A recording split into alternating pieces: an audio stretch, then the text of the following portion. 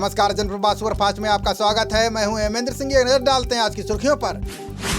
SCO की बैठक को पीएम मोदी ने वर्चुअली किया संबोधित। ताजिकिस्तान के लोगों को आजादी के 30वें पर्व की दी बधाई। नए साझेदारों से जुड़ने से एससीओ बनेगा और भी विश्वसनीय। पीएम बोले अफगानिस्तान में हाल का घटनाक्रम बड़ी चुनौती। पीएम बोले कट्टरपंथ एक चुनौती, भविष्य के बारे में सोचने का समय। युवाओं को तर्क संगत सोच की ओर बढ़ना होगा आगे। एससीओ की बैठक में पाक पीएम इमरान खान का तालिबानी सुर, कहा ये समय अफगानिस्तान को अलग छोड़ने का नहीं। पीएम मोदी ने विश्वकर्मा जयंती पर देशवासियों को दी शुभकामनाएं। बोले नई ऊंचाइयों को प्राप्त करे देश की प्रगति और समृद्धि। नितिन गडकरी ने दौसा में की दिल्ली मुंबई एक्सप्रेसवे की समीक्षा, कहा रेलवे इंजन की तरह बिजली से चलाए जाएंगे बस और ट्रक। गडकरी बोले दिल्ली से जयपुर तक इलेक्ट्रिक हाईवे बनाना मेरा सपना, निर्माण के लिए एक विदेशी कंपनी से चल रही है बातचीत। गडकरी बोले सरकारी वाहनों में सुनाई देगी भारतीय वाद्य यंत्रों की आवाज, अब एथेनॉल से चलेंगे स्कूटर और मोटरसाइकिल। कृषि कानूनों के विरोध में अकाली दल कार्यकर्ताओं का हल्ला बोल, सुखबीर बादल ने पार्टी के नेताओं के साथ दी गिरफ्तारी। कृषि कानून विरोधी मार्च के चलते दिल्ली एनसीआर के कई मार्ग बंद, जगह जगह लगा लंबा जाम। इमरजेंसी सेवा के वाहन भी घंटों फंसे। रेल मंत्री अश्विनी वैष्णव ने रेल कौशल विकास योजना का किया शुभारंभ। बनारस रेल इंजन कारखाने की प्रशिक्षु किरण से की वर्चुअली बातचीत। यूथ कांग्रेस के कार्यकर्ताओं ने बेरोजगारी दिवस मानकर किया प्रदर्शन। छात्रों ने कहीं रिक्शा चलाया तो कहीं पकौड़े तलकर जताया विरोध। पीएम मोदी के जन्मदिन पर शिवसेना नेता संजय राउत ने कसा तंज, पूछा महंगाई कम करने वाला केक कब काटेंगे प्रधानमंत्री। अखिलेश ने कार्यकर्ताओं से की ईवीएम और डीएम से अलर्ट रहने की अपील, कहा यूपी का विधानसभा चुनाव देश का सबसे बड़ा चुनाव होगा। मध्य प्रदेश के पूर्व मंत्री व कांग्रेस विधायक जीतू पटवारी पर केस दर्ज, धमकी देने और सरकारी काम में बाधा डालने का आरोप।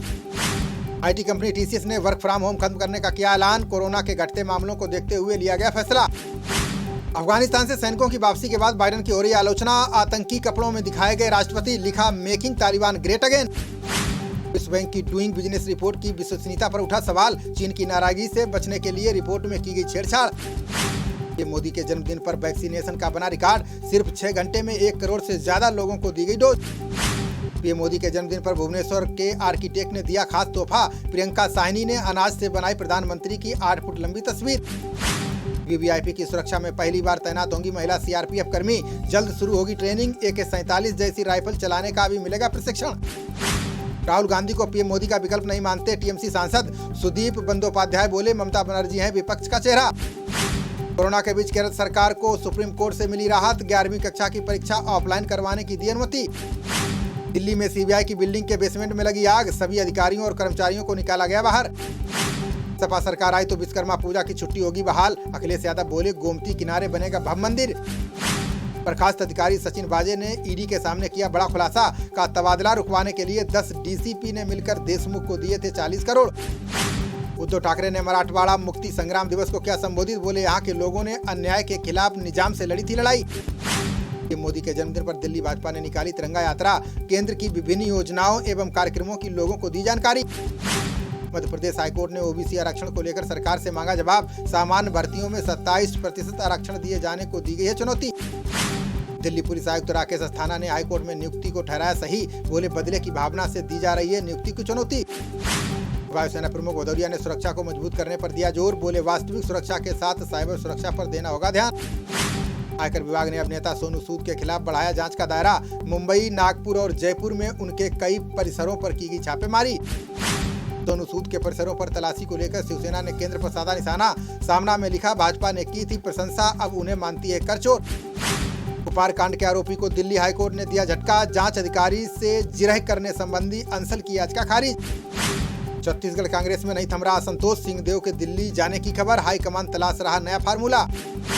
अपनी कारोबारी सुगमता रिपोर्ट को बंद करेगा विश्व बैंक समूह, कई देशों द्वारा रिपोर्ट में अनियमितताओं के आरोपों के बाद उठाया कदम। ऑकस गठबंधन को लेकर फ्रांस और ईयू बाइडेन से हुए नाराज, फ्रांस के राष्ट्रपति इमैनुअल मैक्रों बोले इससे दोस्तों का टूटेगा भरोसा। अंतरिक्ष स्टेशन पर 90 दिनों तक रहने के बाद वापस लौटे चीनी यात्री, सरकारी प्रसारक सीसीटीवी ने अंतरिक्ष यान की उतरते हुए जारी की फुटेज। उत्तर प्रदेश के मुजफ्फरनगर जिले में 4 ऑक्सीजन संयंत्र स्थापित, अब जिले में पर्याप्त मात्रा में उपलब्ध होगी ऑक्सीजन। रिपब्लिकन सांसदों ने की तालिबान को आतंकवादी संगठन घोषित करने की मांग, कई तरह के प्रतिबंध लगाए जाने को लेकर पेश किया विधेयक। ये मोदी के जन्मदिन पर गोवा के राज्यपाल ने की घोषणा, बोले राज्यपाल के कोष से 71 अनाथालयों और वृद्धाश्रम की करेंगे मदद। मध्य प्रदेश में सरकारी स्कूल में पढ़ाई की जगह चल रही थी आटा चक्की। शिवपुरी जिला प्रशासन ने शिक्षक को किया निलंबित। श्री पद्मनाभ स्वामी मंदिर ने केरल हाईकोर्ट में दाखिल किया हलफनामा। का कठिन समय से जूझ रहा है मंदिर, खर्च चलाने के नहीं है पैसे। नोएडा ग्रेटर नोएडा के अलग अलग थाना क्षेत्रों में हुए 2 एनकाउंटर। चोरी और कैब लूट की वारदात को अंजाम देने वाले 6 बदमाश घायल। टीकाकरण की स्थिति को देखने के लिए कोविन पर आया नया अपडेट। व्यक्ति को कोरोना वैक्सीन लगी है या नहीं, चल जाएगा पता। प्रथमा यूपी ग्रामीण बैंक के क्षेत्रीय कार्यालय बिजनौर में हुआ कार्यक्रम। इंश्योरेंस कंपनी ने दुर्घटना पीड़ितों को सौंपे चेक। 21 सितंबर को ग्रेटर नोएडा आएंगे सीएम योगी। जेबीयू में करेंगे रात्रि विश्राम। 22 सितंबर को सम्राट मिहिर भोज की प्रतिमा का करेंगे अनावरण। राष्ट्रीय खो खो खिलाड़ी के परिजनों से मिले चंद्रशेखर आजाद। बोले खिलाड़ी की जान लेने की सीबीआई से कराई जाए जांच। बिजनौर में जगदीशपुर पंचायत के कार्यों की जांच करने पहुंचे अधिकारी। लोगों ने ग्राम प्रधान पति पर लगाया एडीपीआरओ की बात ना सुनने का आरोप। शर्मा को कप्तानी से हटाना चाहते थे विराट कोहली। सिलेक्टर्स के सामने रखा था प्रस्ताव। पंत राहुल के नाम की थी पेशकश। खबरों का सिलसिला जारी रहेगा, देखते रहिए जनप्रवाद। नमस्कार।